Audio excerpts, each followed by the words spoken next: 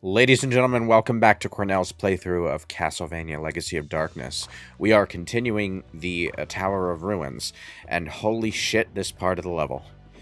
Uh, it was impressive the first time I walked into it, but now that I know how it works, it's just kind of annoying, because you have to go across these stone bridges, you see.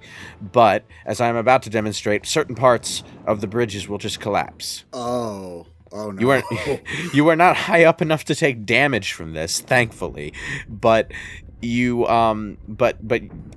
just gonna have to reset your progress every so often because, trial and erroring your way across these breakable bridges is gonna be, a bit of a project, just a bit. Can you leapfrog your way off of them as they're falling to save yourself? I think you can, but I'm not sure.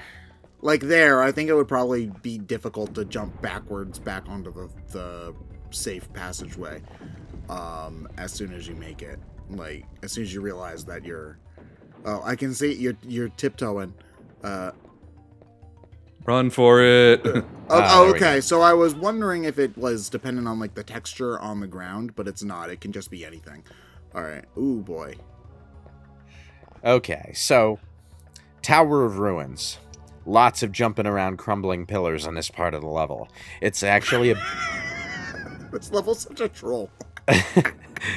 it's actually a bit of a design shift because the first half of the level was all just finding your way around those rooms using the stone map in the middle. And that was neat. It was a cool navigational challenge. Now we have to deal with these crumbling pillars. And I thought the first time I was hoping that I could just jump straight to the bridge, but I can't. I have to walk across every time.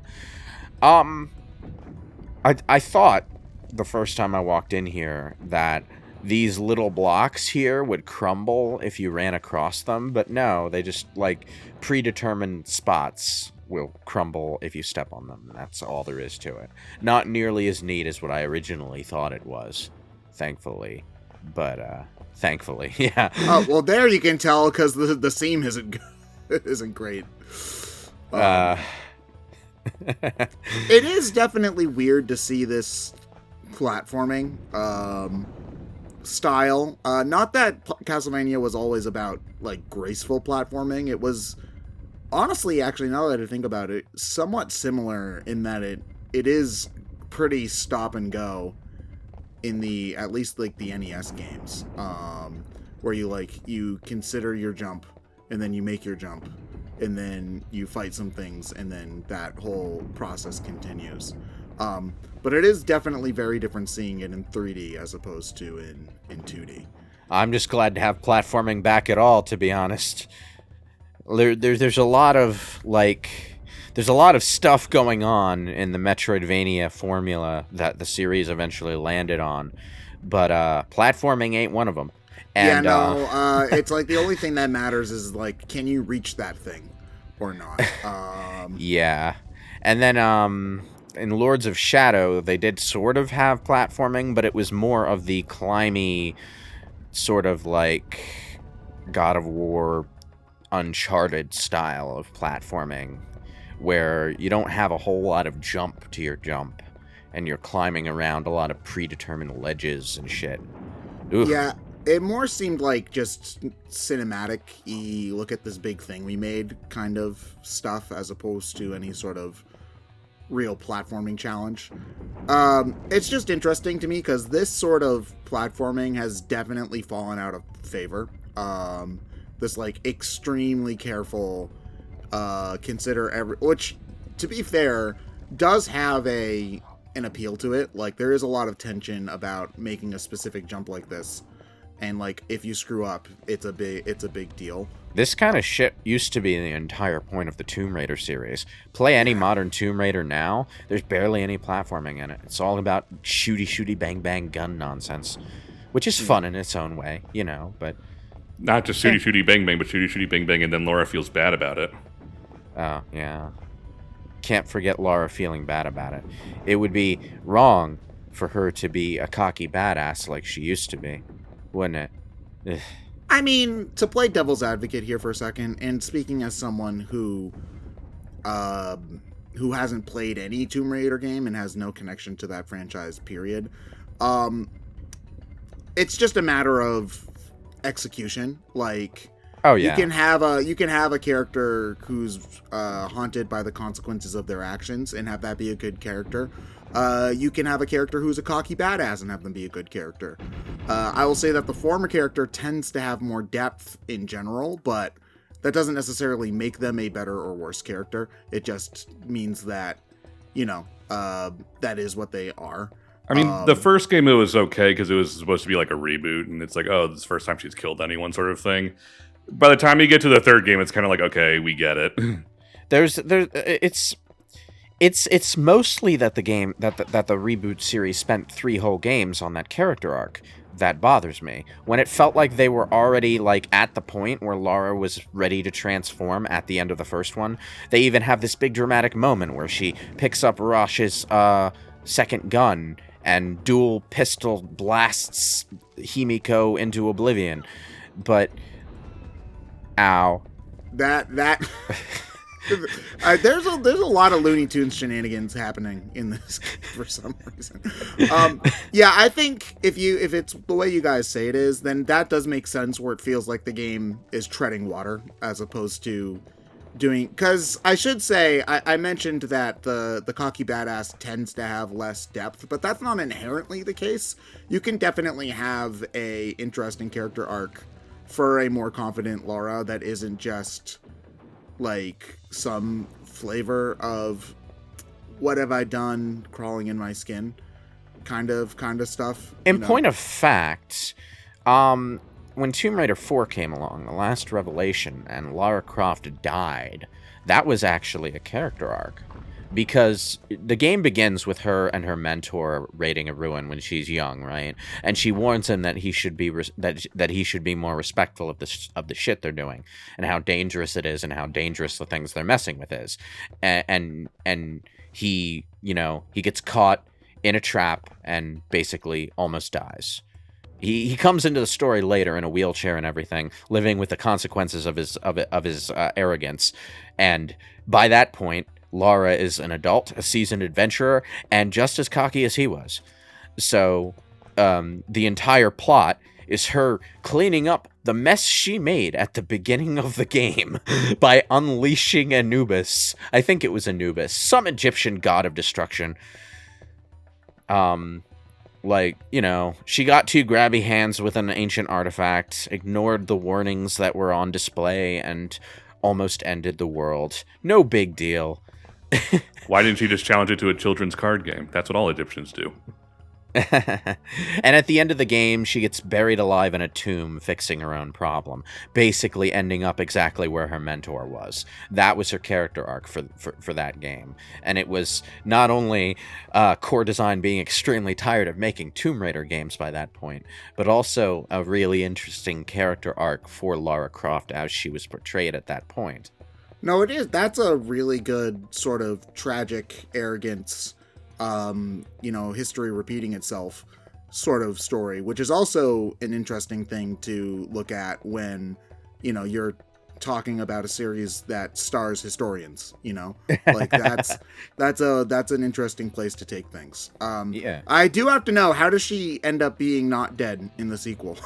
Oh, she got unburied by some Egyptian people who live in the general area and nursed back to health, and most of the explanation got cut out of the following game, because the following game where she comes back is Angel of Darkness, and we don't that's the bad one. Okay. Yes. But her entire return was narratively botched, and the game that came after Angel of Darkness was the first reboot, the first Crystal Dynamics era, Tomb Raider Legend, Anniversary, and Underworld. Solid trilogy, but took Lara in a different direction. Yeah, so they're probably not ever... I don't know if they'll ever try to do Lara Croft as she was in the early 2000s/90s again. Especially since the last reboot game came out a while ago. lot, if I remember correctly. Like, Yeah. Well, Square sold off the company that made those games, and they sold the IP. Oh, so Square doesn't even own it anymore? No, I don't think so. Wow. I guess that would be why we're getting remasters lately. I mean, that does make sense if you own the IP, but you're not Square and don't have the money to make a game as big as the Tomb Raider reboots. You can still, do something with that IP by remastering the original games. Because if I had to guess, I would imagine that if you wanted to make a AAA Lara Croft Tomb Raider game in the year 2024, whatever investor you needed to sell on the game idea to get funding for it would probably assume that it would be like the reboot games from the mid-2010s, because those are the ones that performed the best. And you unless if you were willing to do something in a wildly different direction, which, as we all know, video game executives love change and taking risks. It's their favorite thing of all time. Anyway, you guys might have wondered why I was running around that room, like, doing nothing for, like, 5 minutes. I saw the pause screen and figured you were looking at a map. I wasn't looking at it. I wasn't looking at anything. I was actually jotting symbols down in Notepad on my second monitor. The thing is, you need to jump on the pillars that have the symbols that the statues around the sides of the room had. You also have to do them in a certain order around from one, like a clockwise order around the room. But that doesn't matter so much, since the other symbols that pop up are just symbols that don't appear on the statues at all. So as long as you just, like, remember what symbols you saw, you'll be fine. But if the pillar drops out from under your feet, you're dead. It's a death. That is a pretty cool puzzle that I don't know if I would have noticed that there was a solution to, and probably would have done trial and error to figure out, knowing me. Anyway. Oh, no. I said this earlier in the Cornell playthrough, but you weren't here for it, Ted. There are 4 levels that we play through, one after the other here, that Reinhardt and Carrie also play through, so I am just skipping them. But at the end of the duel tower, there is a slight deviation in the form of a mini-boss that only Cornell gets to fight.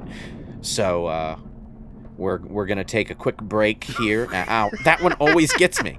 It's because it's coming from behind you. The duel tower is one of Reinhardt's levels, and it was a bunch of platforming challenges divided up between a few small mini bosses. But here in Cornell's story, the final mini boss gets a major injection of steroids. And also a cutscene to introduce it, so that's nice. I guess this is the stand-in for that boss battle after the boss of the Castle Center stage, where Death and Actrice pop in and sick an enemy on you to introduce themselves as your rival for the rest of the playthrough. Ortega introduced himself way earlier, but I guess he had to pop in to remind us he exists. Anyway, yeah, this is one of the man-beasts. He's had his seal broken for him by Dracula. I'm sure breaking the seal is the only thing that Dracula did, and that no magical fuckery was done to turn him into this G-virus nightmare. Misspelling. Yeah, I can think of a couple of reasons why only one arm would be that jacked, but I'm not going to go into there to keep... No, we're not PG-13. What the fuck am I talking about? There was the werewolf misspelling. I like to think like Ortega, who is himself a were-lion, was misspelling it on purpose as a bit of a mockery. But then I'm like, wait, these people don't actually talk in silent blocks of text, do they? So is Ortega the bad guy of this campaign? He is our shonen rival. Oh, okay. So we want to kiss him. Got it. No, but he does make a lot of speeches about how he lost once but will never lose again and all of that. Anyway, at this point I was like, wait, I said earlier there was no way to reset the werewolf form once you started it. Can I save my game and turn it on and restart it? And restart it? It turns out no. You can't. I'm honestly impressed that the game remembers that you're in werewolf form. They have to check for that. They do. It doesn't remember your weapon upgrades or your sub-weapon upgrades, but it sure does remember your werewolf form.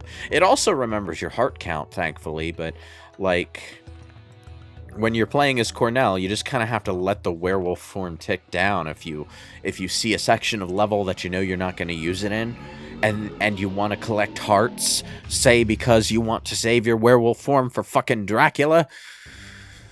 Ugh.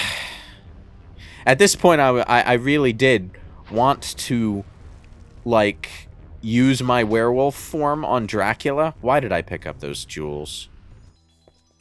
Why did I pick up those jewels? I should have let my werewolf form tick down. It doesn't matter. We skipped the rest of that level, and most of the rest of the levels after it. But by the end of the Tower of Sorcery, that's this crystal-looking place that looks like it's from Croc, I realized I had just shy of 30,000 gold.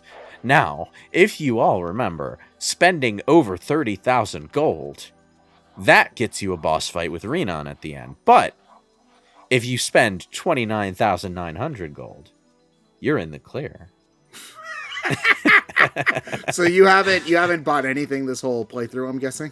No, I haven't. So I'm just like, wait, I have just the exact right amount of gold, so I'm just gonna, like, use it all now. Okay, bye. Never to speak to you again. He pops up at the end no matter what, but he will challenge you to a boss fight if you spend more than 30,000 gold. So, that's a thing. You weren't here for that, were you? I was not. So he challenges you to the boss fight after you beat Dracula, in that case? Before. He challenged you to the boss fight right before Dracula. Right before Dracula, okay. Yeah. Anyway, we're past the 4 repeated levels from Reinhardt and Carrie, which brings us directly to the endgame. The Room of Clocks, where every character faces their rival in a fight to the death. In Cornell's case, our boss adversary is, of course, Ortega.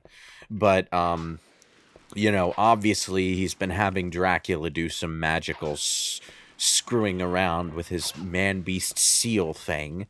So, he's not exactly going to be fighting us mano a mano, as it were. Probably for the best, because I don't think pre-Devil May Cry action games really had it in them to capture that one-on-one sword-fighting, fist-fighting kind of magic. The first boss of Majora's Mask notwithstanding. That was actually surprisingly good. Until they added a fuck you eyeball to it in the 3DS remake. I don't know why they did that.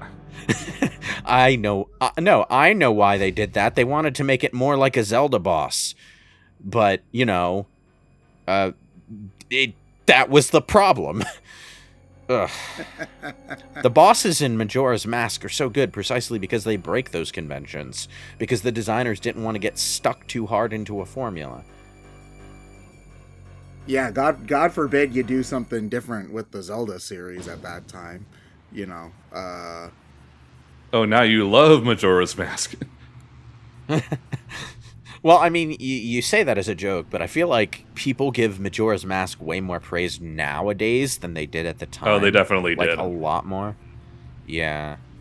Yeah, it's strange when you look back at the history of the Zelda franchise because, like, despite all of the games being, obviously hugely popular, when it comes to the ones after Ocarina of Time, the only ones to be really, like, well-loved right as soon as they come out are, like, Twilight Breath Princess. Of the Wild, and I don't even know about Twilight Princess. No, Twilight Princess was part of the Zelda cycle. I remember hearing a lot of people complaining about how too much like Ocarina of Time it was. Well, this is also the game where people sent death threats to a GameSpot employee for making it an 8.8 out of 10. So well, yeah, but I don't really think that's like everyone. Like the prominent opinion I heard was that it was too much like Ocarina of Time. Which actually made me want to play it because I hadn't played Ocarina of Time yet. And I was like, hey, this looks like a good entry point. I remember drooling over articles about Ocarina of Time back when I didn't have an N64. maybe this is my chance to experience that magic. And I enjoyed it. It was really good. Anyway, Oh. Ortega just becomes a stock standard chimera. Yeah, that's like not what I was expecting. I was kind of thinking it would be like a werewolf fight. Like, chimeras are cool, but it feels like they made a chimera boss, and then they were like, oh, we want you to fight this dude. I guess he's a were chimera now. Well, he had a were-lion form right before the boss fight, but the idea is that he's mutated because Dracula is the one who's given him his man-beast power back. But, like, this boss is tuned so that you basically have to use the werewolf form against it if you want to not die. Actually, thinking about it, aren't werewolves themselves a type of chimera? Because a chimera is just any weird, splicey thing of animals. It's not really splicey, though. It's more of a transformation curse. The thing about werewolves, though, is that depending on the myth, they might look like man-shaped wolves when they transform, or they might just look like fucking wolves. It depends. It's one of those things that varies depending on which version of the myth or the pop culture phenomenon you're looking at. Like, I think the werewolves in something like Mercy Thompson or Twilight are just like wolves when they transform. I'm pretty sure I saw Jacob Black turn into a regular ass-looking wolf that was just 3 times the correct size. I only watched the first movie, so I don't think werewolves are even in that one. They're hinted at, like they're foreshadowed, but they're not in the first book now. Yeah. Yeah, I do vividly remember watching the first movie, though, because my sister needed someone to go see the movie with, and I was like, will you pay for my popcorn? And she was like, yeah, and then, like, sure, I'll go with you. So... At least you watched the movie and didn't read the book. That... Is Twilight an example of where the book is worse than the movie? Yeah. Wow. Well, at least in the case of the first one, anyway. That's rare. The only other example I can think of is Starship Troopers. So, and Starship Troopers achieves that by being a completely different story. So, you know what? I'll tell you another example, 50 Shades of Grey.